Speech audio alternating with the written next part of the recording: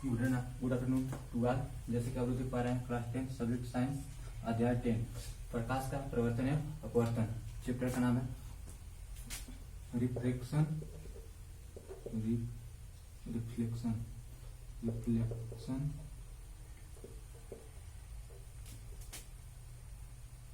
Reflection and reflection of light reflection and reflection of light. Chapter का नाम है reflection and reflection of light, प्रकाश का प्रवर्तन और अपवर्तन। इसका फर्स्ट रीडिंग है प्रकाश, लाइट।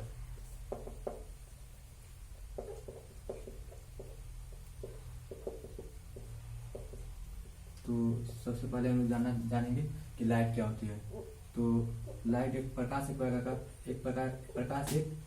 की विकिरण है। प्रकाश एक प्रकार की विकिरण है जिसकी सहायता से हमें वस्तुएं दिखाई देती हैं, परंतु प्रकाश हमें स्वयं नहीं दिखाई देता है। यह एक ऊर्जा का रूप होता है। क्लियर? जैसे एक बार और बताते रहे, प्रकाश एक प्रकार की ऊर्जा, प्रकाश एक प्रकार की विकिरण है जिसकी सहायता से हमें वस्तुएं दिखाई देती है। प्रकाश हमें स्वयं दिखाई नहीं देता है, इसकी सहायता से हमें वस्तुएं दिखाई देती हैं। प्रकाश एक प्रकार की ऊर्जा होती है। दूसरा रीडिंग आगे प्रकाश के गुण। प्रकाश के गुण, properties of light. Properties of light, प्रकाश के गुण। प्रकाश के गुण में परीक्षा की दृष्टि से यह पॉइंट बहुत महत्वपूर्ण है। पूछता है कि प्रकाश का अधिकतम चार्ज किसमें होता है। तो विकल्प दे देगा। विकल्प में आप लोग को जानना है, मतलब जैसे जैसे विकल्प होगा उसके हिसाब से हम लोग लिखेंगे, जैसे आएगा उसके हिसाब से हम बताते चलेंगे प्रकाश की चार्ज किसमें अधिकतम होता है। यहाँ पर पूछेगा प्रकाश की चार्ज सबसे अधिक किसमें होता है, तो निर्वात में होता है। निर्वात में प्रकाश की चार्ज कितनी होती है, तो निर्वात में प्रकाश की चार्ज 3×10⁸ मीटर पर सेकेंड होता है। तो लिखेंगे निर्वात में प्रकाश की चार्ज। निर्वात में प्रकाश की चार्ज, निर्वात में प्रकाश की चार्ज क्या होती है, तो 3×10⁸ पावर मीटर प्रति सेकेंड। इसको इंग्लिश में लिखेंगे वेलोसिटी ऑफ लाइट,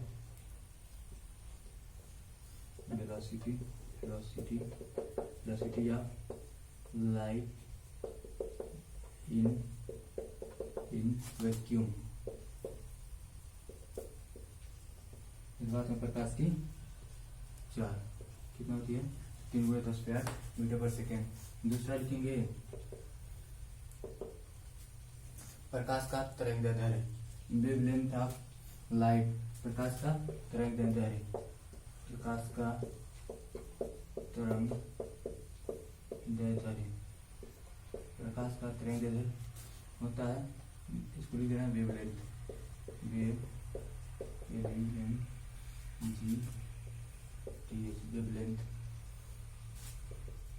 वेवलेंथ कितना होता है, तो 3900 एंगस्ट्रॉम से 3900 एंगस्ट्रॉम टू 39 एंगस्ट्रॉम से होता है, नियर अबाउट 39 एंगस्ट्रॉम से होता है 7500 एंगस्ट्रॉम, 7800 एंगस्ट्रॉम। 39 एंगस्ट्रॉम से 7800 एंगस्ट्रॉम होता है। 39 एंगस्ट्रॉम से 7800 एंगस्ट्रॉम होता है प्रकाश का तरंगदैर्ध्य। उसके बाद तीसरा पॉइंट लेंगे प्रकाश विद्युत चुंबकीय तरंगों की भांति चलता है। अब नेक्स्ट हेडिंग यहाँ पे आएंगे, आता है प्रकाश का प्रवर्तन। प्रकाश का प्रवर्तन। अभी तक हम लोग पढ़े थे प्रकाश क्या होती है और प्रकाश का गुण क्या है। अब आएगा प्रकाश का प्रवर्तन, रिफ्लेक्शन ऑफ लाइट। प्रकाश का प्रवर्तन, प्रकाश का प्रवर्तन, reflection of light. Reflection reflection of light, प्रकाश का रिफ्लेक्शन ऑफ लाइट,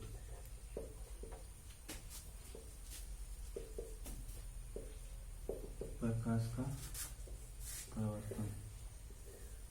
तो जब इसको लिखेंगे, जब प्रकाश की किरण किसी चिकनी तल से टकराती है तो वह उसी माध्यम में वापस लौट जाती है। जब प्रकाश की किरण किसी चिकनी तल से टकराती है तो उसी माध्यम में वापस लौट जाती है। इस घटना को क्या कहते हैं हम लोग? प्रकाश का परावर्तन कहते हैं। जैसे मान लीजिए ये कोई चिकना तल है, जब प्रकाश की किरण किसी चिकने तल से टकराती है तो मान लीजिए कोई चिकना तल है, जिस ये वाला चिकना तल है, ये वाला ऊपर वाला अप्लाई किया गया है, तो कह रहा है कि जब प्रकाश की किरण किसी चिकने तल से टकराती है, हमारे यहाँ टकराई, वो क्या हुआ? इसी माध्यम में वापस लौट गया। जब प्रकाश की किरण किसी चिकने तल से टकरा कर वापस लौट जाती है तो इस घटना को क्या कहते हैं हम लोग? प्रकाश का परावर्तन कहते हैं। जो किरण आकर टकराती है उसे कहते हैं आपतित किरण।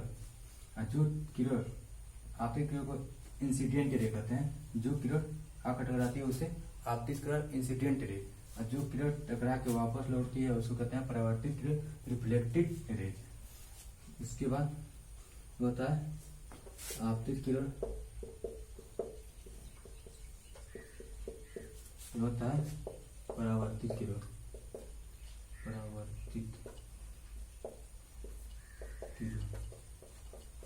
Incident ray, meaning incident ray, spelling थोड़ा सा कहीं मिस्टेक हो सकता है थोड़ा बहुत, इंसिडेंट रे। इसके बाद इसका रिफ्लेक्टेड रे, रिफ्लेक्टेड रे,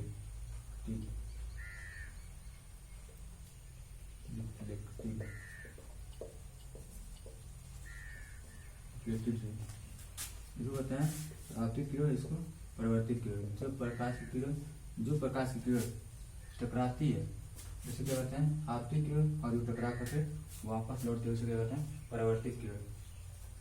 जिस बिंदु पर मिलती है इसे कहते हैं आपतन बिंदु। इस बिंदु को इसे कहते हैं आपतन बिंदु,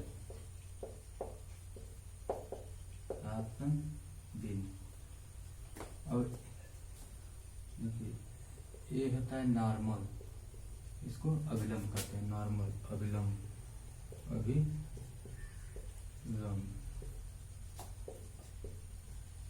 नॉर्मल, अभिलंब।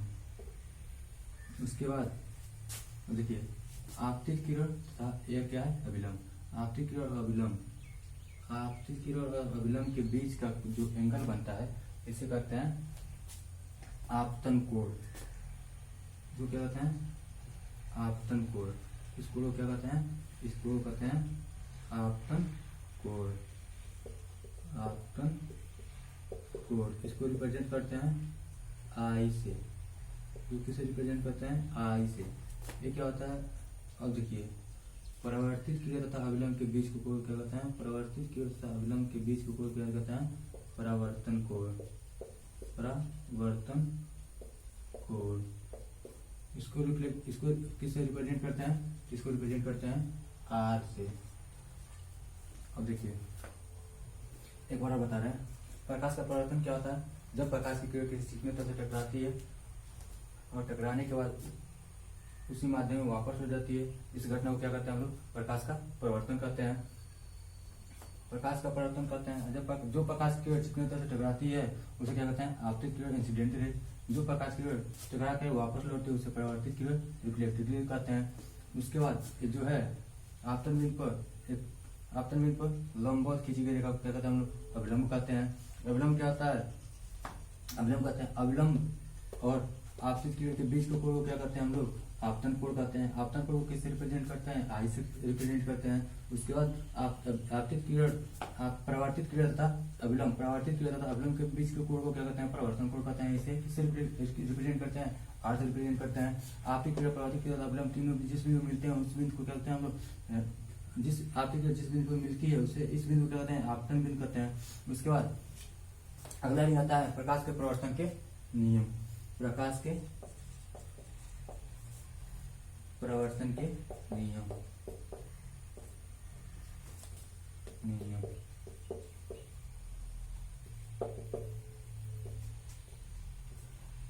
प्रकाश के प्रवर्तन के नियम, law of reflection of light.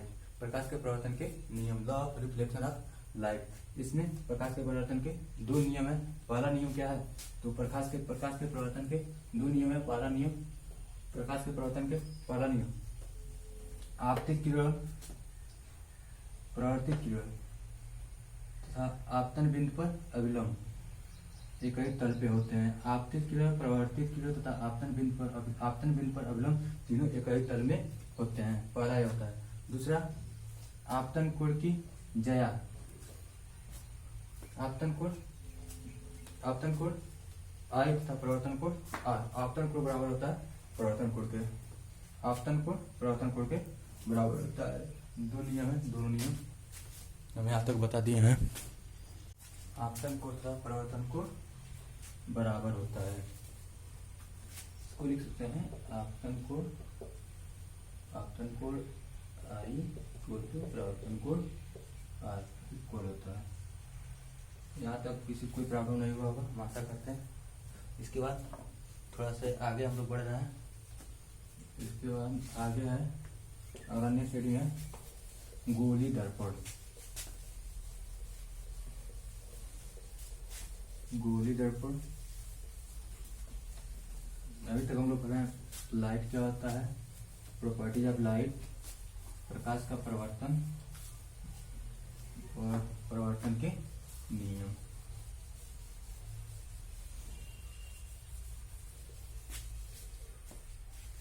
आता है और रहेगा गोली दर्पण।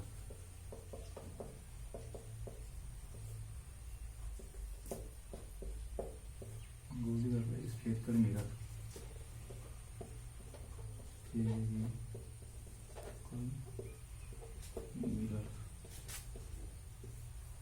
गोली दर्पण। तो गोली दर्पण क्या होता है? सबसे पहले जानना जरूरी है गोली दर्पण क्या होता है। यदि किसी कांच के खोखले गोले का कटे हुए भाग का एक तल कलई कर दिया जाए, पालिश कर दिया जाए। किसी कांच के खोखले गोले का कटे हुए भाग का एक तल पालिश कर दिया जाए तो क्या होगा? दूसरा तल चमकदार और परिवर्तक हो जाता है, जिसे क्या कहते हैं हम लोग गोली दर्पण कहते हैं। जैसे मान लीजिए कांच का खोखला, मान लीजिए एक ऐसे, मान लीजिए कोई कांच का खोखला गोला है, कांच का खोखला गोला है, इसको कह रहे हैं यदि किसी कांच के खोखले गोले का कटा हुआ है, जब इसको काट देंगे तो ये ऐसे हमको दिखेगा, ये ऐसे हमको दिखेगा। किसी कांच के खोखले गोले का कटे हुए भाग का एक तल पालिश कर दिया जाए, तो एक तल पालिश कर दिया जाए तो इसमें दो ही तल हो रहा है, एक ये वाला, एक ये वाला, अंदर वाला, एक बाहर वाला। तो या तो ये पालिश कर दिया जाए या ये तल पालिश कर दिया जाए, तो क्या हो जाएगा? गोली दर्पण हो जाएगा। अब बात आती है गोली दर्पण कितने प्रकार के होते हैं। तो गोली दर्पण दो प्रकार का होता है। एक होता है उत्तल दर्पण, एक होता है अवतल दर्पण। उत्तल दर्पण, पहले अवतल लिखिए, अवतल दर्पण, अवतल दर्पण कान, अवतल दर्पण, अवतल दर्पण कान केव मिरर।